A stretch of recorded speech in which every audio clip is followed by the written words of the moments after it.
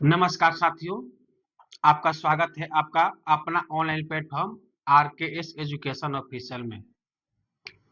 तो दोस्तों, बिहार सरकार के शिक्षा विभाग के एक बहुत बिग न्यूज सामने आ रही है और ये न्यूज है कि जो टीआरई 4 आने वाली है, उससे पहले बीपीएससी के द्वारा जो आने वाली है टीआरई 4, उससे पहले स्टेट की घोषणा कर दी गई है और इसके घोषणा के साथ ही ये भी बता दिया गया है कि कब से फॉर्म भरना स्टार्ट होगा और कब इसका लास्ट डेट रहेगा, एग्जाम कब होगा, रिजल्ट कब दिया जाएगा। तो ये की घोषणा बिहार के शिक्षा मंत्री सुनील कुमार जी के द्वारा कर दी गई है। तो चलिए इसके बारे में देखते हैं। और खास बात यह है कि जो फॉर्म भरने का जो समय दिया है बहुत ही कम दिया गया है, मात्र 9 दिन समय दिया गया है और 9 दिन में आपको डॉक्यूमेंट जो लगेगा, क्या लगेगा, इसके बारे में जानकारी होना चाहिए। तो चलिए इसके बारे में चर्चा करते हैं। कब से स्टार्ट होगा, डॉक्यूमेंट क्या लगेगा, उम्र क्या रहेगा, उसके बारे में अब संपूर्ण और सटीक जानकारी दे रहे हैं। तो चलिए बात चर्चा करते हैं। तो ये जो है स्टेट 2025 बिहार सरकार, ये जो स्टेट की घोषणा कर दी गई है, नोटिफिकेशन भी जारी हो चुका है 2025 के लिए। तो एप्लीकेशन कब से स्टार्ट हो रहा है? एप्लीकेशन स्टार्ट हो रहा है 8 सितंबर। 8 सितंबर को स्टार्ट हो रहा है और 16 सितंबर इसका लास्ट डेट है। मतलब कि केवल 9 दिन, सिर्फ 9 दिन समय है आपके पास फॉर्म भरने के लिए। तो फॉर्म भरने से पहले ध्यान दे, डॉक्यूमेंट पर ध्यान दे। अगर डॉक्यूमेंट पर ध्यान नहीं दीजिएगा तो फॉर्म तो भर दीजिएगा, एग्जाम भी दे दीजिएगा, रिजल्ट भी आएगा, लेकिन जब बीपीएससी टीआरई का जब एग्जाम देके फाइनल सेक्शन के जाइएगा तो आपको क्या पता चलेगा कि हम तो फॉर्म भरे थे इस सब्जेक्ट का, हमारे पास बीएड का कोर्स इस सब्जेक्ट का है, तो फिर आप आयोग घोषित कर दिए जाएंगे। चलो देखते हैं। इसका एग्जाम डेट की भी घोषणा कर दी गई है। एग्जाम डेट 4 अक्टूबर से 25 अक्टूबर, 4 अक्टूबर से 25 अक्टूबर 2025 तक चलेगी। बस 4 अक्टूबर का स्टार्ट होगा, 25 अक्टूबर तक चलने की घोषणा की गई है। और रिजल्ट डेट 1 नवंबर 2025 को जारी किया जाएगा। रिजल्ट डेट हो जो है 1 नवंबर 2025 को जारी किया जाएगा। चलिए इसके देखते हैं किसके फॉर्म को भरने के लिए एज कितना रखा गया है। तो आपका न्यूनतम उम्र, जो न्यूनतम उम्र की जो गणना होगी या अधिकतम उम्र की गणना होगी 1/8/2025 से गणना होगी। मतलब कि 1 अगस्त 2025 को आपकी न्यूनतम उम्र, न्यूनतम आयु, न्यूनतम एज 21 वर्ष होना चाहिए। और अधिकतम, अधिकतम अगर आप जनरल से के कैंडिडेट हैं और जनरल के कैंडिडेट हैं तो जनरल के लिए 37 वर्ष है, लेकिन केवल पुरुष के लिए है। जनरल के कैंडिडेट जितने भी होंगे उसकी अधिकतम उम्र 37 वर्ष रखा गया है और ये केवल पुरुष के लिए होंगे। वही बीसी ईबीसी के लिए 40 वर्ष है, पुरुष और महिला दोनों के लिए, पुरुष और महिला दोनों के लिए, मतलब मेल हो या फीमेल हो। अगर बीसी ईबीसी से आते हैं तो उनकी जो आयु होना चाहिए न्यूनतम 21 वर्ष और अधिकतम 40 वर्ष। वहीं जनरल की देखा जाए, मेल की, तो न्यूनतम 21 वर्ष और अधिकतम 37 वर्ष। वहीं जनरल महिला की 40 वर्ष है। अगर कोई भी महिला है, कोई भी लेडीज है, अगर वो जनरल कैंडिडेट के भी हो तो उसकी उम्र की अधिकतम सीमा जो है 40 वर्ष है और न्यूनतम 21 वर्ष है। उसके बाद एससी एसटी के जो भी कैंडिडेट होंगे, वो चाहे मेल हो या फीमेल, उनकी जो अधिकतम आयु की सीमा है 42 वर्ष है। मतलब जनरल मेल के लिए 21 वर्ष न्यूनतम, अधिकतम 37 वर्ष। बीसी ईबीसी और जनरल महिला के लिए न्यूनतम उम्र 21 वर्ष, अधिकतम उम्र 40 वर्ष। एससी एसटी की न्यूनतम उम्र 21 वर्ष, अधिकतम उम्र 42 वर्ष। इसके साथ ही अगर कोई भूतपूर्व सैनिक है, अगर कोई भूतपूर्व सैनिक है तो इसमें से जिस कैटेगरी में आते होंगे उसमें +3 वर्ष, +3 वर्ष की छूट, आयु में छूट दी जाएगी।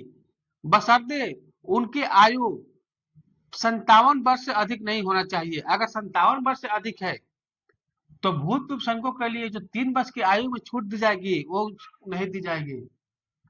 अब देखते हैं कि पासिंग मार्क क्या क्या है। तो जनरल के लिए 50%, मेल के लिए, जनरल मेल के लिए 50%, बीसी के लिए 45.5 मतलब 45.5%, मेल के लिए, बीसी के लिए 42.5%, मेल के लिए, और उसके बाद फीमेल हो, किसी भी कास्ट की हो, और एससी एसटी, इन सबके लिए पासिंग मार्क 40% रखा गया है। मतलब ऑल कैटेगरी फीमेल, और साथ में एससी एसटी की जो पासिंग मार्क है वो 40% है, जनरल की 50% है, बीसी की 45.5% है मेल के लिए, ईबीसी के 42.5% है मेल के लिए। मतलब जो आपका टोटल मार्क्स होता है 150 मार्क्स का होता है, इसमें 50% जनरल मेल को लाना होगा, बीसी को 45.5%, ईबीसी को 42.5%, और बाकी ऑल फीमेल और एसटी एसटी को लाना होगा, इनके लिए 60 मार्क्स लाना होगा 150 में। अब देखते हैं कि इस फॉर्म को भरने के लिए आपके पास डॉक्यूमेंट क्या क्या होने चाहिए। तो चलो डॉक्यूमेंट चर्चा करते हैं। आवश्यक डॉक्यूमेंट क्या क्या है। तो स्टेट में 2 पेपर होता है, पेपर 1 एंड पेपर 2।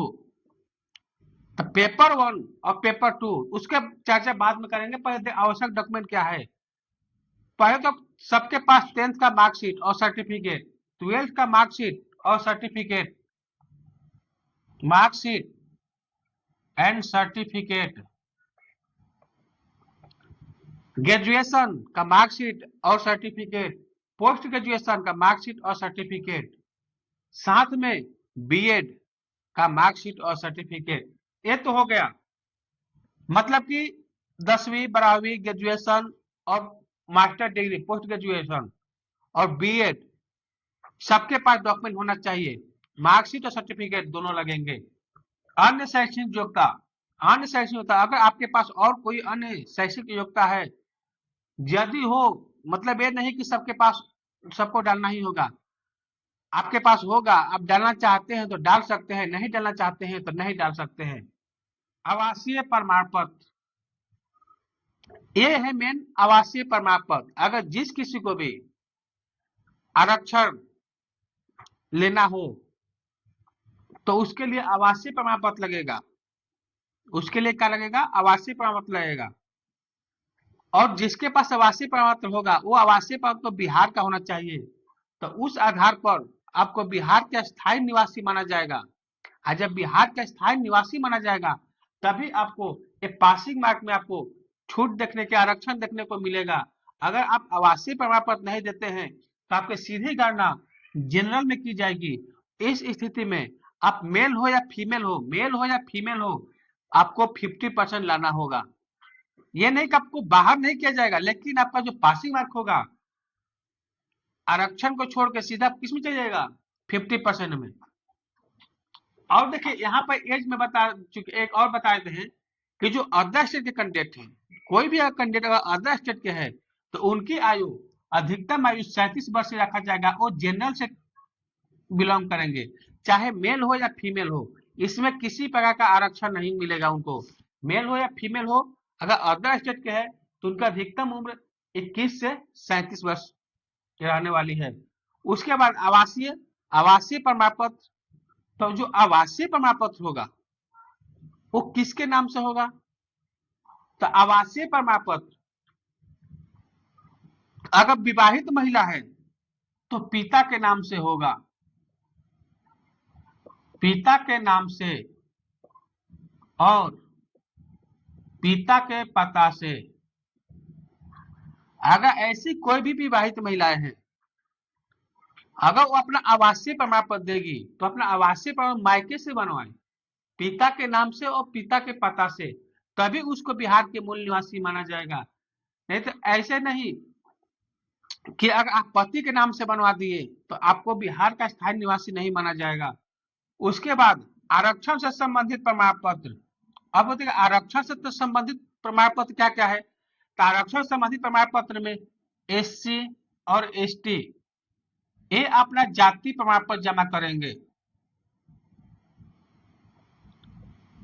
उसके बाद बीसी ईबीसी ये अपना एनसीएल देंगे।